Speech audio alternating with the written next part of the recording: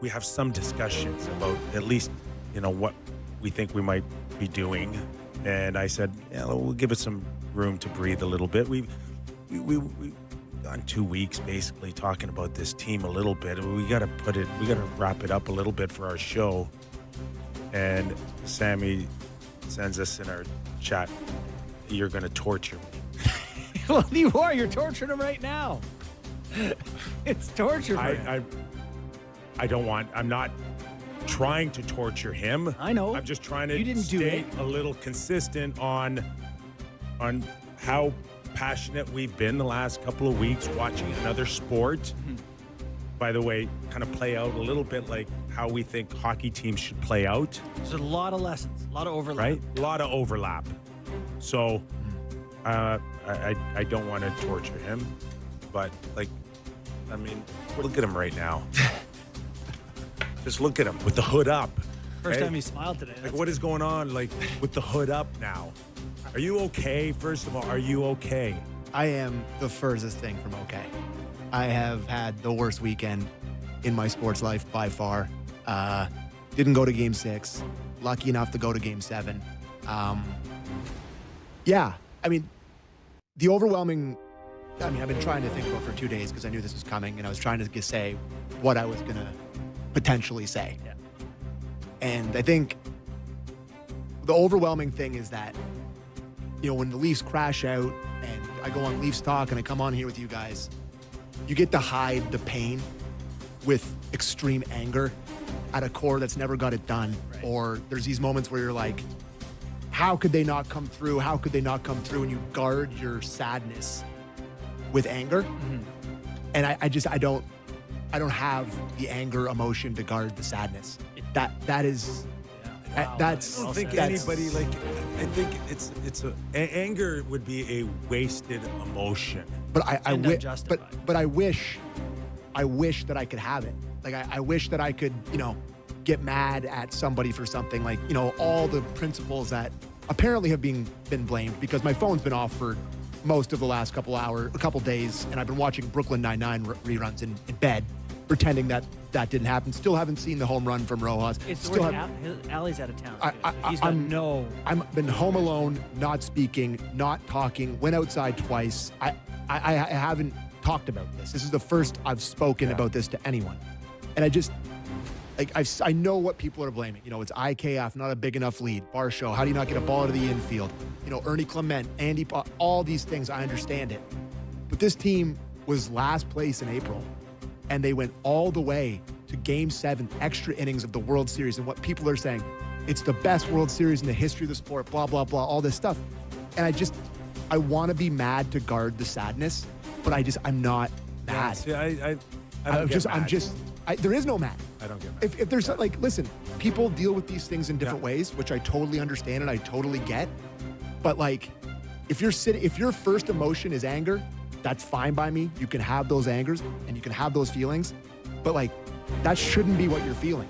You should be feeling extreme sadness. And people, Hoffman, I knew Hoffman was going to blow it. Hoffman was lights out for the entire playoffs.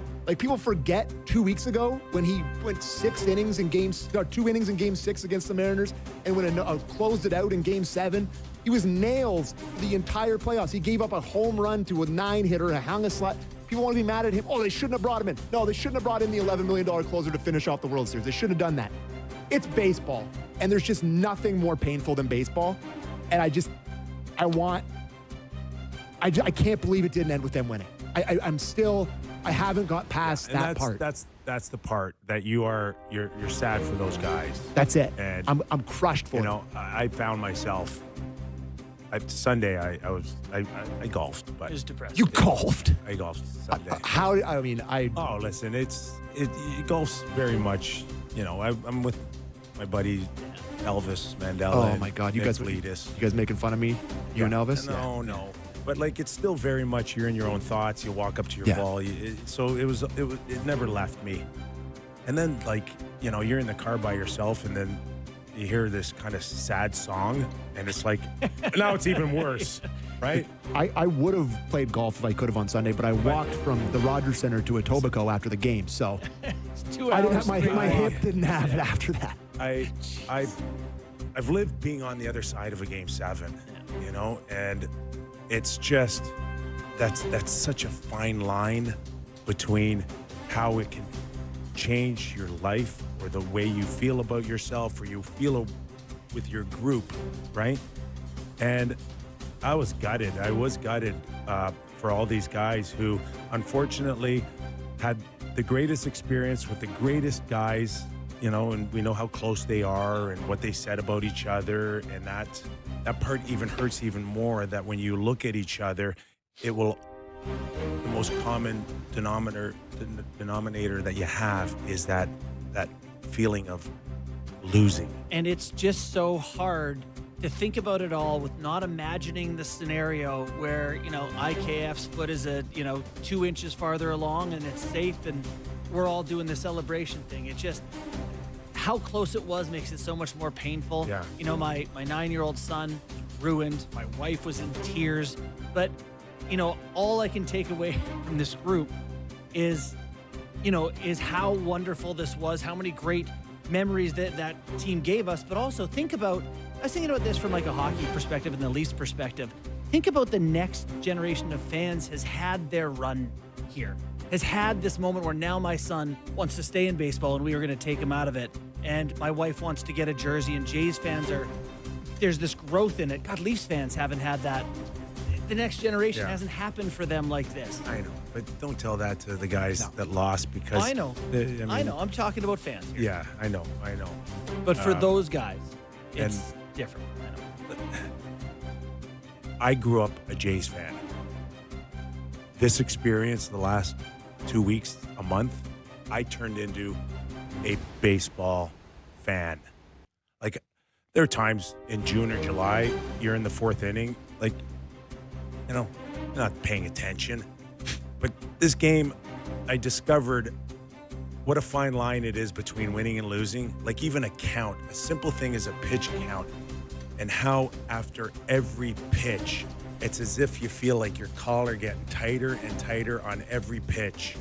Like, I'm sitting there Saturday night and I'm like, please a ball, just please a ball, throw a ball, it is walk funny. walk them. The game will start and it's suddenly 2-0 count to Ohtani to start the game and you're like, oh, Yeah. we're ruined. He's going to see a strike. And it's like, it's incredible on how truly this is a game of inches, and we know the play at the plate for sure, and the leadoff, and people want to dissect that all. But like, I get why they say it's so romantic. The sport is just so, like, it'll break your heart. I get it now. Hanging on every pitch there. I totally get it. Unlike hockey a little bit, you know, there's ways through the neutral zone that you can stay calm for a little bit, but pitch to pitch, it's almost impossible. Here's stay what. calm. Let me explain it to you better. There is literally half the game, but where nothing but bad things can happen. Yeah. Yeah. You're sitting there for 15, 20 minutes at a time, hoping for bad things not to happen after